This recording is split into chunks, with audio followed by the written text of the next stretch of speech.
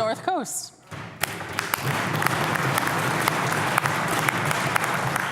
Thank you, Honourable Speaker. I recently asked the Minister of Education about the appalling health and safety issues faced by children and staff at Prince Rupert Middle School. I told him that this school is a high seismic risk. I told him sewage and water pipes are bursting and the building is sinking into a garbage dump. The school needs $19 million in upgrades. BC Liberals have known about these worsening problems for over a decade and have done nothing. My question is to the Minister of Education. Can you tell the 400 kids going to this school why you've done nothing to do with this? Minister of Education.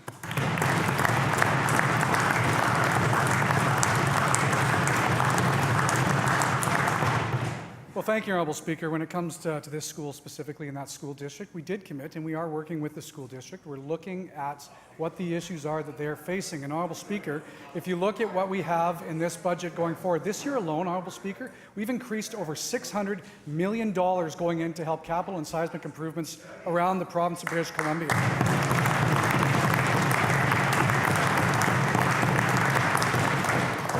Honourable Speaker, one of the big focuses we're working on is making sure our schools are seismically safe. That school there that the member is referring to, Honourable Speaker, is one of those schools. And that's why we're committed to making sure that those schools are completed, seismically mitigated by 2025, something our government committed to doing, something that we can follow through with. Again, Honourable Speaker, something that the members opposite had to cancel seismic programs, why they couldn't afford it, Honourable Speaker. The seismic mitigation program did not come into place until our government actually took that as a serious priority and made sure that those investments are there for our students' Thank safety. you, Minister.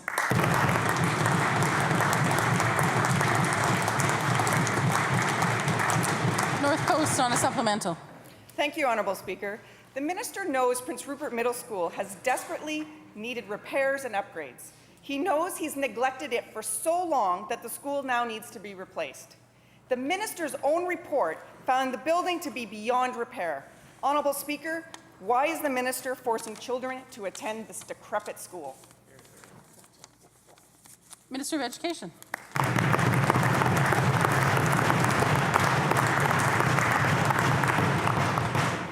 Well, Honourable Speaker, I'll repeat the fact that we're making huge investments in education around British Columbia. That school specifically, in fact, Honourable Speaker, I'm going up there to meet with that school district in just a week, make sure I'm touring that school, to make sure we're actually looking at these issues that they're facing. Honourable Speaker, the commitment we've made is to work with that school district and every school district in the province of British Columbia on what their priorities are, on how we as a government can make sure we make the investments for those students and for those school districts, Honourable Speaker. Those are investments, again, that can only be made when you have the money to make the investments, something that happens with our government, Honourable Speaker. When you look at the fact, again, $600 million is being invested, our focus is on the seismic mitigation and safety of the students, and that school is exactly one of the ones we're working on.